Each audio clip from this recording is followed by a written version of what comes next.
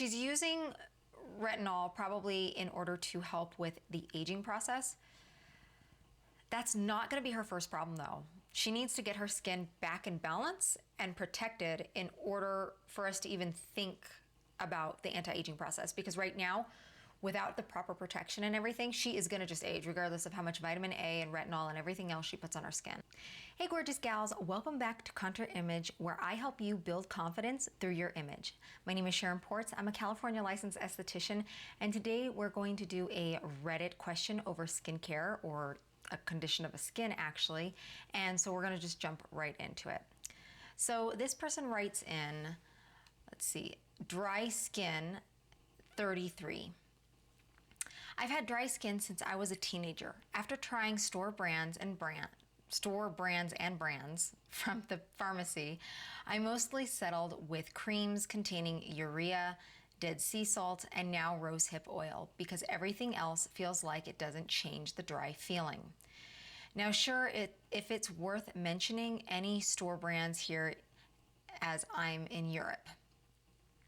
So the AM, she says she washes with water always, already dried out my face no matter where I was, SPF 30 or 50, Bella sunscreen sensitive, UVA, UVB, and then in the afternoon she says she switches to cream or CeraVe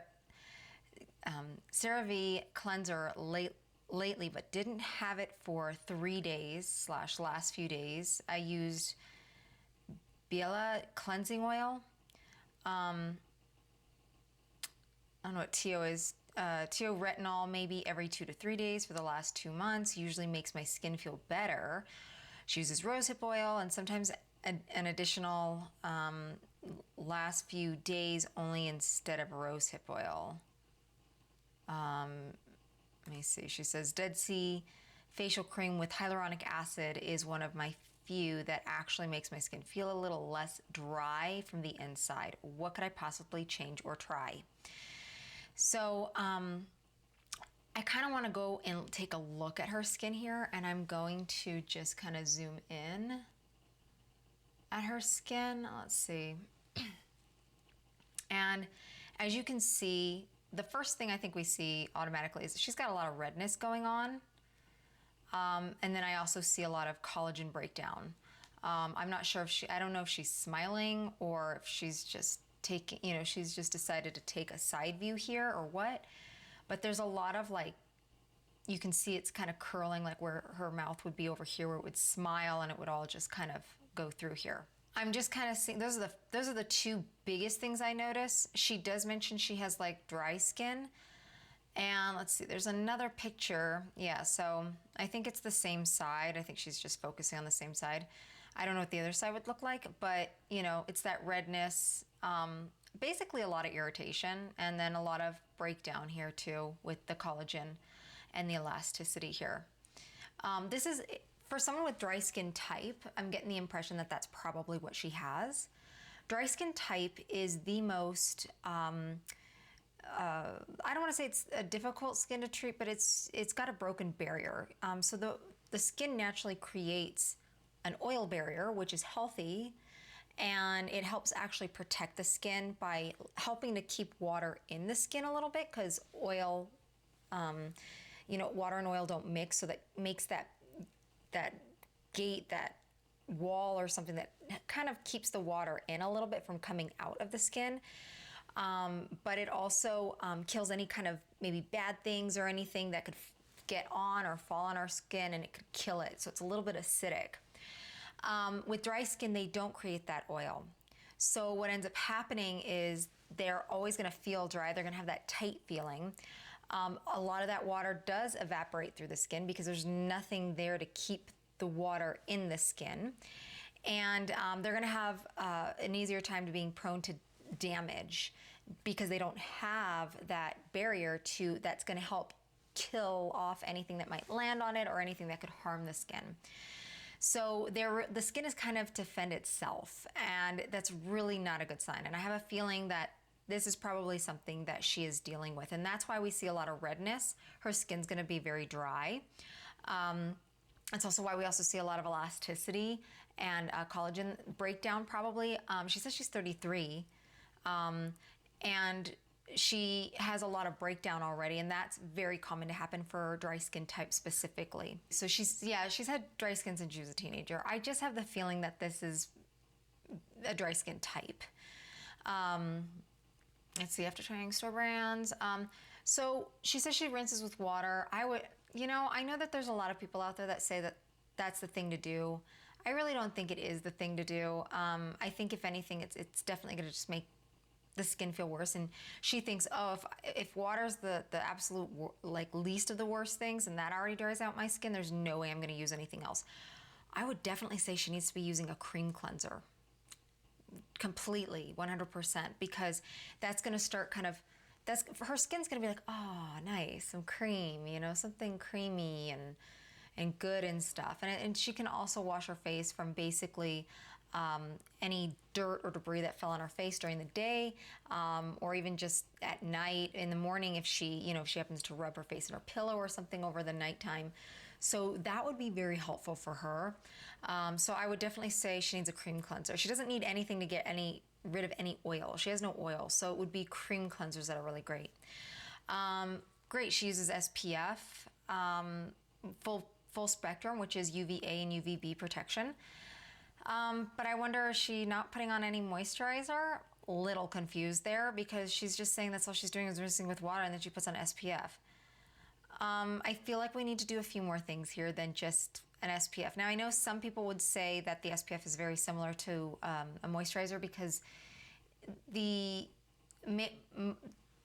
base of it is similar to a moisturizer. The problem, though, is I would kind of ask her to layer anyway, even if it was to have a moisturizer with an SPF, 2 different products, a moisturizer and an SPF. Because the more she can kind of layer, the more she can kind of protect, since her skin does not make that protection. She should not be breaking out and would not break out because she has no oil that would get clogged in her pores. So this is something that we wouldn't be worried about. I would also ask her to probably be doing things like a serum, at least a hydrating serum just for her skin, since we don't have enough water in. And I would also ask her to maybe use even maybe possibly a skin oil or something, a face oil, to really help. We want to put on a lot of protection for her skin. That was not quite in order, but I would say that I would actually add those to her day routine. As a night routine, let's see, she uses a cleanser. And she uses cleansing oil. Okay, a cleansing oil. Cream cleanser, cleansing oil, that's fine too. She's using retinol probably in order to help with the aging process. That's not going to be her first problem, though. She needs to get her skin back in balance and protected in order for us to even think about the anti-aging process. Because right now, without the proper protection and everything, she is going to just age regardless of how much vitamin A and retinol and everything else she puts on her skin. So I would just say skip that for this moment, because we need to get your skin back on track, and then we can add those things later. She uses the rosehip oil, sometimes additional, last few days only instead of rosehip oil. Then she says she uses Dead Sea facial cream with hyaluronic acid. I don't know what her climate is, so she's got that. She seems to do a lot at night, but like nothing during the day. It's like, you got to just do something too for the day. This is where you're going out, probably being out in the sun, being out in all the elements out there, and any kind of pollution, anything. And all she's got is sunscreen. So that's definitely something I would change. But what I'd really want her to do is I would get her also on a hydrating facial to get that skin hydrated. And it would take some time to get her skin to get used to it, but she's got to also learn how to lock it in. So those are the things I would change for her. And I'm almost certain that if we could do that, if we can get her skin to just feel calmed down and protected and everything, a lot of this redness would disappear.